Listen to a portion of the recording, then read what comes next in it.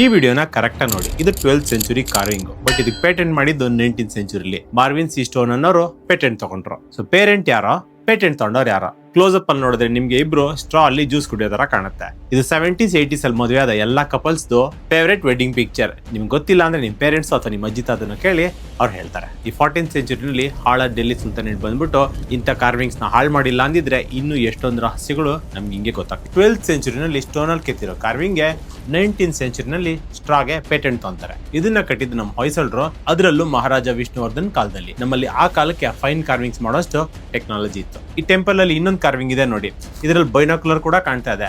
Officially binocular invent ಮಾಡಿದ್ದು 1608 ಅಲ್ಲಿ, ಆದರೆ ನಮ್ಮವರು ಅದನ್ನ 12th ಸೆಂಚುರಿಯಲ್ಲಿ ಯೂಸ್ ಮಾಡ್ತಿದ್ರು. ಟೆಕ್ನಾಲಜಿ, ಆರ್ಕಿಯಾಲಜಿ ಎಲ್ಲದರಲ್ಲೂ ಅಡ್ವಾನ್ಸ್ ಆಗಿದ್ರು ಕೂಡ ಅದ್ರ ಫುಲ್ ಬೆನಿಫಿಟ್ ಕ್ರೆಡಿಟ್ ತಗೊಳೋದ್ರಲ್ಲಿ ನಾವು ಹಿಂದೆ ಉಳ್ಳೆ ಬಿಟ್ವಿ. ನಾವು ಬೇಸಿಕ್ ಏನು ಮಾಡಿಲ್ಲ ಅಂದ್ರೂ ಇಂಥ ಹಿಸ್ಟಾರಿಕಲ್ ಸೈಟ್ಸ್ ಹತ್ರ ಗುಟ್ಕಾ, ಪಾನ್ ಪಾರಾಗ್ ಅಂತ ಉಗಿಯೋದಾರು ನಿಲ್ಲಿಸಬೇಕು. ಅದನ್ನ ನೋಡಿದಾಗೆಲ್ಲ ಹೊಟ್ಟೆ ಉರಿಯುತ್ತೆ. ನಾವೆಲ್ಲ ಎಳ್ನೀರು, ಕೋಲ್ಡ್ ಡ್ರಿಂಕ್ಸ್, ಪೆಪ್ಸಿನ ಕುಡಿಬೇಕಾದ್ರೆ ಸ್ಟ್ರಾ ಅಂತ ಪ್ಲಾಸ್ಟಿಕ್ ಕಡ್ಡಿಗಳನ್ನು ಬಳಸ್ತೀವಿ. ಆಗಿನ ಕಾಲದಲ್ಲಿ ಅದಸ ಬಳಕೆಯನ್ನು ಮಾಡ್ಕೊಂಡು ಇಲ್ಲಿ ಎಳ್ನೀರನ್ನು ಕುಡಿತಾ ಇದ್ದಾರೆ. ನೋಡಿದಾಗ ತಿಳ್ಕೊಂಡು